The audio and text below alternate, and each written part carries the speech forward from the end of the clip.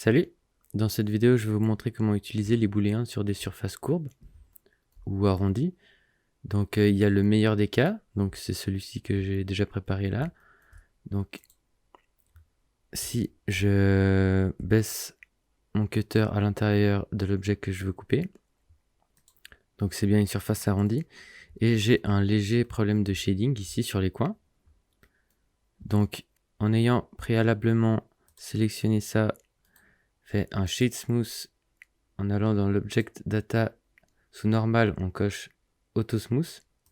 Une fois qu'on a fait ça, on va dans les modifiers et tout en bas de notre stack, on rajoute seulement un weighted normal et ça suffit pour faire disparaître l'erreur de shading qu'il y avait ici dans les coins. Donc ça, c'est le meilleur cas de figure qui peut se présenter. C'est assez simple de régler le problème. Et maintenant, on va voir un des pires cas que vous pouvez rencontrer, c'est notamment avec les cylindres. Donc si là, j'ai un cylindre et que je vais essayer de découper, donc je vais juste dupliquer ça, le tourner. Je vais encore dupliquer celui-ci, mettre là, et je vais le dupliquer encore une fois. Je vais mettre ça comme ça. Et je vais prendre ces trois-là, les sélectionner les trois et faire CTRL J pour que ce soit qu'un seul objet. Moi j'ai l'addon Bool Tool qui est activé, donc c'est un addon de base, vous pouvez l'activer dans Edit Préférences, Addon, vous écrivez Bool Tool ici et vous sélectionnez Bool Tool. En ayant cet addon activé, vous sélectionnez d'abord les cutters, ensuite l'objet que vous voulez couper, vous faites CTRL-, et du coup ça va faire toute l'opération de booléen. Et là on peut voir qu'il y a de gros problèmes de shading. On peut passer ici, on coche wireframe pour voir si on n'est pas trop proche de certains edges.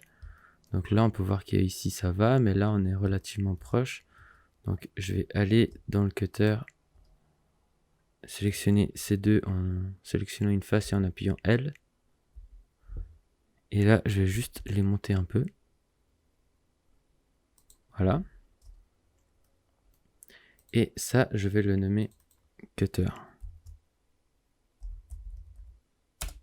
Parce que c'est l'objet qui nous sert à couper dans notre mèche. Donc je vais enlever la vue wireframe. Et sur mon mesh ici, je vais venir ajouter un bevel. Je vais le mettre en limit method angle. Et je vais ajouter 4 segments. Et je vais juste cacher ça pour voir le threshold de mon bevel. Donc sur amount ici, je vais genre descendre un petit peu. Comme ça.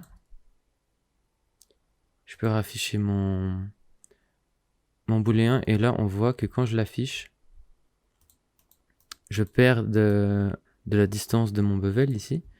Donc ce que je vais faire, c'est juste ajouter un weld modifier et venir le mettre entre les deux ici et simplement augmenter un peu.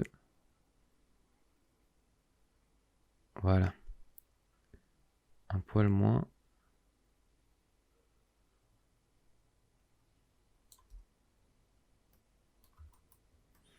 Voilà, comme ça.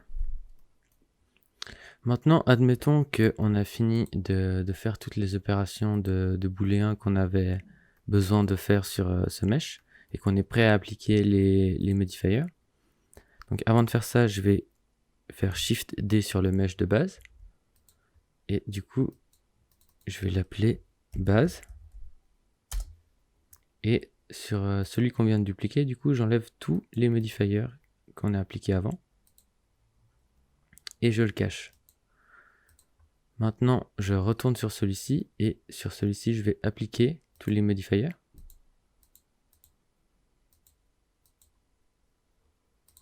Et Et maintenant, en Edit Mode, je vais sélectionner uniquement les faces qui n'ont pas subi de coupure. Et je vais aussi éviter tous les bevels. Donc, ça va donner ça. J'appuie sur C et je sélectionne mes faces comme ça.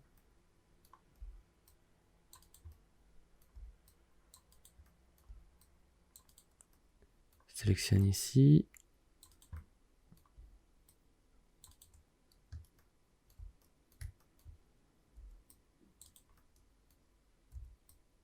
Voilà. Et je sélectionne aussi les faces des extrémités. Il me semble que là j'ai oublié des faces. Voilà, donc C. Voilà. Donc c'est important de vraiment s'arrêter avant le bevel. Donc le bevel on le laisse. Ici on le laisse aussi. Et on va aller ici dans Object Data. Dans Vertex Group, on va créer un nouveau groupe. Et on va l'appeler Ext comme extérieur.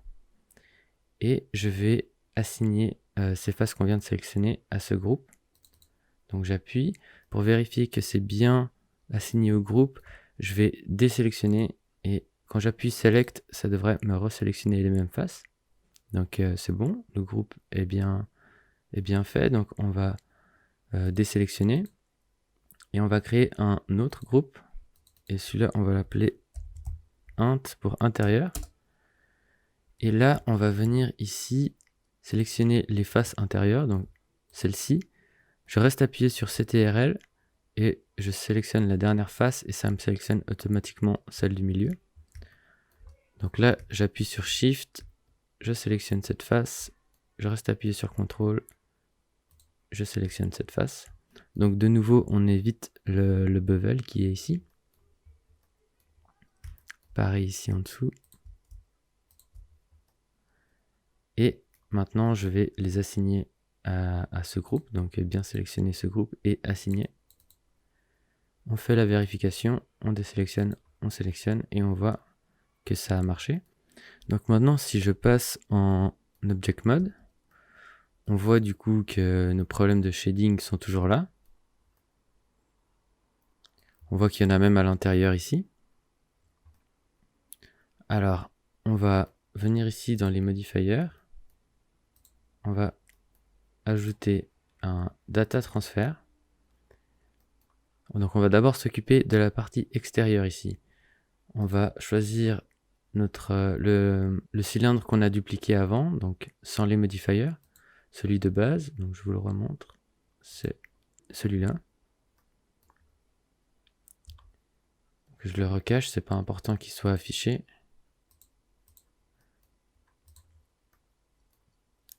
Et ici le vertex group, je choisis extérieur. Et ici je coche face corner data, j'ouvre, je choisis custom normal. Vous voyez que ça a déjà changé quelque chose. Et je viens choisir Projected Face Interpolated. Et maintenant, on a bien notre shading extérieur qui est parfait. Mais on a toujours l'intérieur ici qui a quelques problèmes. Donc ici, on a de la chance en haut. Apparemment, on est tombé pile poil sur un endroit où il n'y avait pas de conflit entre les edges. Mais ici, c'est le cas. Donc on va quand même faire en sorte que ce soit parfait ici aussi. On va rajouter un data transfer. Cette fois, on choisit donc le cutter. C'est du coup cet objet-là avec lequel on a coupé. Je retourne dans mon mesh de base et on choisit le groupe, le vertex group intérieur. On refait la même chose, on clique sur Face Corner Data et ici Projected Face Interpolated. Et on n'oublie pas ici de cliquer sur Custom Normal. Je ne sais pas si on l'a fait ici. Oui, on l'a fait ici aussi. Et là, on voit qu'il y a un problème. On va simplement aller dans le cutter. Et là, on va tourner les normales de ce cutter. Donc, on va faire Shift N. Et on va cliquer ici sur Inside. Et on peut repasser en Object Mode. Et là, on voit maintenant que le shading est parfait, à l'exception de cette petite ligne ici qui n'est pas due à un problème de shading. qui est dû à un problème de vertex qui sont trop proches. Donc on va simplement cliquer là-dessus et ajouter un weld modifier. On va le mettre tout en haut. Et en appuyant sur Shift pour aller doucement, on va augmenter cette valeur. Et voilà, ça a disparu. J'essaie juste d'être le plus proche possible. Voilà, dès que ça disparaît, pas besoin d'aller plus loin. Et voilà, maintenant on a le shading qui est absolument parfait sur tout le mesh. Et maintenant, il y a un problème, ça on peut cacher en appuyant sur H. Enfin, il n'y a pas un problème en fait. Si vous voulez laisser cet objet sur Blender, alors je vais juste repasser en wireframe. Sur Blender, ça va aller très bien parce qu'on a des énormes n-guns ici, donc des polygones à plus que 4 côtés. Et ça peut poser problème dans certains moteurs. Dans Blender, ça va très bien, surtout quand on a fait ces opérations-là. Maintenant, le problème, c'est si vous voulez l'apporter dans un autre moteur de rendu, ou un moteur en temps réel, par exemple Unreal Engine, les n-guns, ça peut poser problème. Donc, si vous voulez absolument pas des n-guns sur votre mesh, je vais laisser le wireframe pour que vous voyez ce qui se passe. Je vais aller là-dessus. Ici, dans les modifiers, je vais appliquer un triangulate que je vais mettre tout en haut. Je coche Keep Normal. Et maintenant, ici, je vais juste enlever le wireframe. On voit que ça n'a rien changé à notre shading. C'est juste que maintenant, il n'y a plus d'n-gun. Il n'y a que des triangles. Donc, on va appliquer nos modifiers. Et si vous voulez avoir le moins de triangles possible, donc avoir que des quads et des triangles là où il n'y a pas moyen de faire autrement, on va juste tout sélectionner les faces, aller ici dans face et choisir Triste Quad. Et de base, je crois que c'est à 40, mais vous mettez à 180 partout. Et ça va vous transformer tous les triangles qui sont possibles de transformer en quad, ça va les transformer. Donc là, vous vous retrouvez avec votre mesh qui est principalement fait de quad, avec des triangles là où il n'a pas le choix d'en mettre en fait. Donc après, soit vous voulez optimiser encore votre mesh et vous faites des retouches à la main, soit vous le laissez comme ça et puis pour la plupart des cas ça va très bien. Donc voilà. Donc voilà, c'était une méthode assez complexe, je dirais, pour si peu de choses au final, genre juste un booléen sur une surface courbe. Dans ce cas-là, ça marche. Cette technique que je vous ai montrée marche.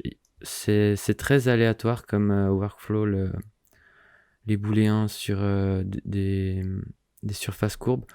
Donc, pour des objets beaucoup plus complexes, j'utiliserai pas forcément cette méthode parce que si vous perdez plus de temps à appliquer cette méthode sur tout votre mesh qu'à le modéliser de façon classique ou avec une autre technique, c'est pas très optimal. Donc à vous de voir quand c'est bénéfique pour vous d'utiliser cette technique ou simplement une autre. Donc voilà, j'espère que vous aurez appris quelque chose. N'hésitez pas à vous abonner et mettre un petit pouce bleu. Et en attendant, je vous dis à la prochaine.